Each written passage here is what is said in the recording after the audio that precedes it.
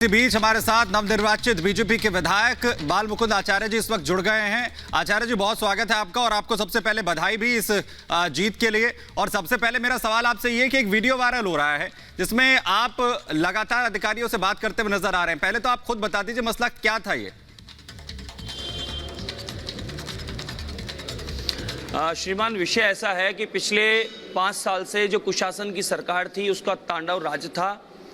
5 साल से अखिल भारतीय संघ समिति और सामाजिक कई संगठन, कई मातृशक्तियों के संगठन निरंतर एक ही मांग कर रहे हैं कि क्षेत्र में, पूरे परकोटे में पुरानी प्राचीन इमारतों को खुर्दबुड़ तोड़फोड़ करके परिवर्तन किया जा रहा है और हमारे प्राचीन धर्मस्थल हैं जिनको तोड़ के मूर्तियों खंडित करके नुकसान पहुंचाया जा रहा है, कचरे के डिपो इत्यादि बनाए जा रहे हैं। साथ में शहर में माहौल बिगाड़ने के लिए और आपसी भाईचारा खत्म करने के लिए जगह जगह अवैध मांस के व्यापार चल रहे हैं। वो सभी समाज के चल रहे हैं, कोई एक वर्ग के नहीं चल रहे। और अवैध मांस के व्यापार बिना लाइसेंस के चल रहे हैं, रोड के ऊपर चल रहे हैं, मंदिरों के आसपास चल रहे हैं। तो हमारी मांग थी, बहुत सारे संगठनों की मांग थी कि इन व्यवसाय को लिस्टेड करके नियम अनुरूप करें। लिस्ट में 137 को लाइसेंस दिया और हजारों चल रहे हैं। उसकी वजह से उस क्षेत्र में, उस दुकान के पास में 20-25 कुत्ते श्वान बैठे होते हैं, जाने आने वाले को अटैक करते हैं, बच्चों को, स्कूल वालों को काटते हैं, माताओं बहनों को काटते हैं, मंदिर जाने वालों के वो अवशेष जो नीचे पड़े होते हैं, टच होते हैं, उससे उनका मन खराब होता है, विचलित होता है। हम चाहते हैं, काम है उनका, रोजगार है, वो बनाए, खाए, बेचे, उससे हमें कतई आपत्ति नहीं है, उनका काम है। उसके लिए डिपार्टमेंट बना हुआ है, नियम कायदे बने, उससे वो काम करें।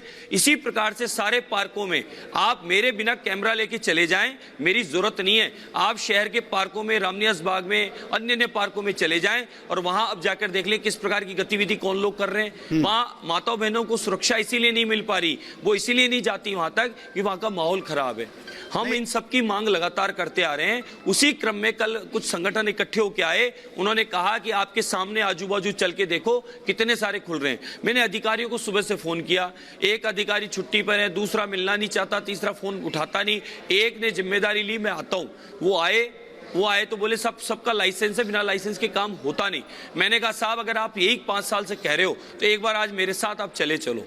वो उनको हम लोग ले गए और जिस दुकान पे गए, रोड के ऊपर 40 फीट कब्जा करके वो अपना बनाता, वहीं बेचता, वो बना रहा था। और शाम के समय आप जाके देख लो, पूरा बाजार सस्ता है साहब, और ओपन में उसकी दुर्गंध भी आती है, उसकी धुआं भी होती है और वहाँ का आसपास का माहौल भी खराब होता है। हमारा कहना यह है, आप नियम अनुरूप कोई भी काम करो, हमें कतई आपत्ति नहीं है।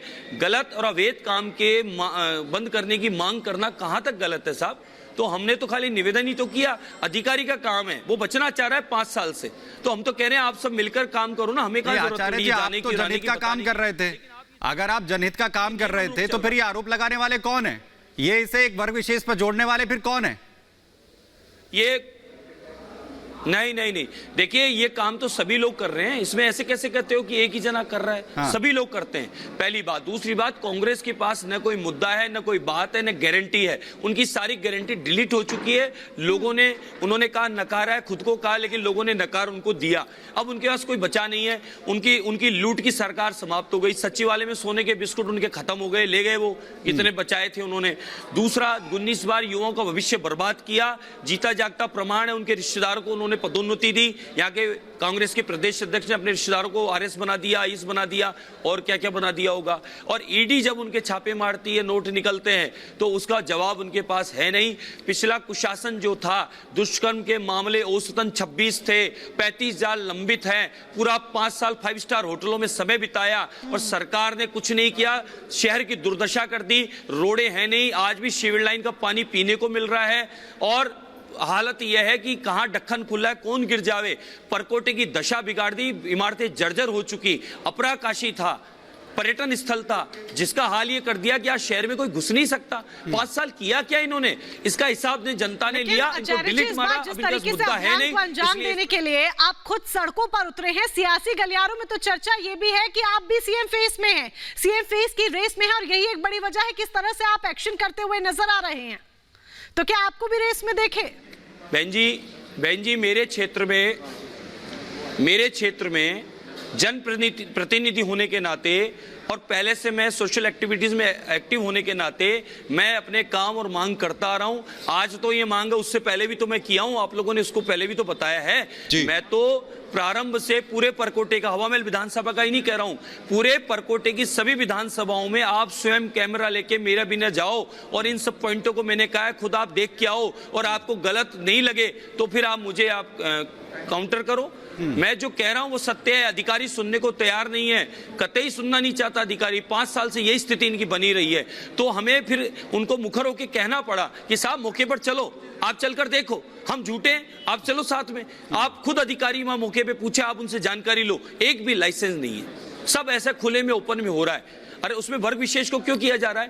पूरा परिवार हमारा है, मेरे 2.5 लाख मतदाता मेरे परिवार है। बिना भेदभाव के, बिना किसी तुष्टीकरण के सामूहिक रूप से काम होगा, विकास होगा, सबको साथ लेके चलेंगे। आदरणीय प्रधानमंत्री नरेंद्र मोदी जी के विजन को जो कहते हैं वो करते हैं, वही विजन को लेके हम लोग राजस्थान में आए हैं और वही काम हम करेंगे।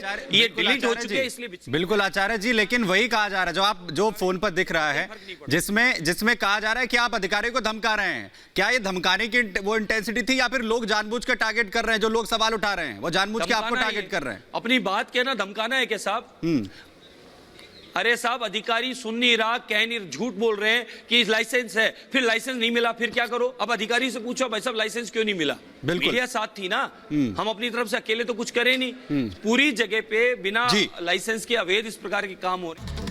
तो बाल मुकुंदाचार्य को आपने सुना। अब आपको एक तस्वीर दिखाते हैं कि कैसे अशोक गहलोत पत्रकारों के सवाल पर हाथ जोड़ते हुए नजर आए। दरअसल उनसे सवाल पूछा गया था ओएसडी लोकेश शर्मा को लेकर के, जिसमें ओएसडी लोकेश का यह कहना है कि अगर राजस्थान में कांग्रेस हारी है तो उसके पीछे की वजह अशोक गहलोत है। लोकेश शर्मा के आरोप पर वही सचिन पायलट ने कहा है कि यह गंभीर मुद्दा है। तो इस पूरे सवाल पर जब उनसे पूछा गया अशोक गहलोत से, तो अशोक गहलोत पत्रकारों के सवाल से बचते हुए नजर आए, और सिर्फ बचते हुए नजर नहीं आए बल्कि उन्होंने हाथ तक जोड़ दिए।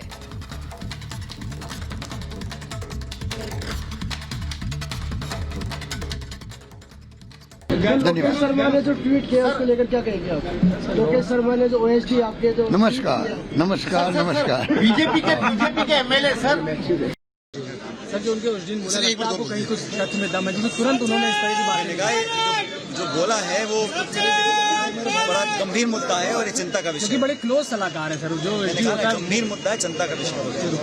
सर जो उनके उस दिन बोला आपको कहीं कुछ तथ्य में दम है, क्योंकि तुरंत उन्होंने इस तरह की बात निकाय जो बोला है वो बड़ा गंभीर मुद्दा है और ये चिंता का विषय, क्योंकि बड़े क्लोज सलाहकार है सर, जो गंभीर मुद्दा है, चिंता का विषय।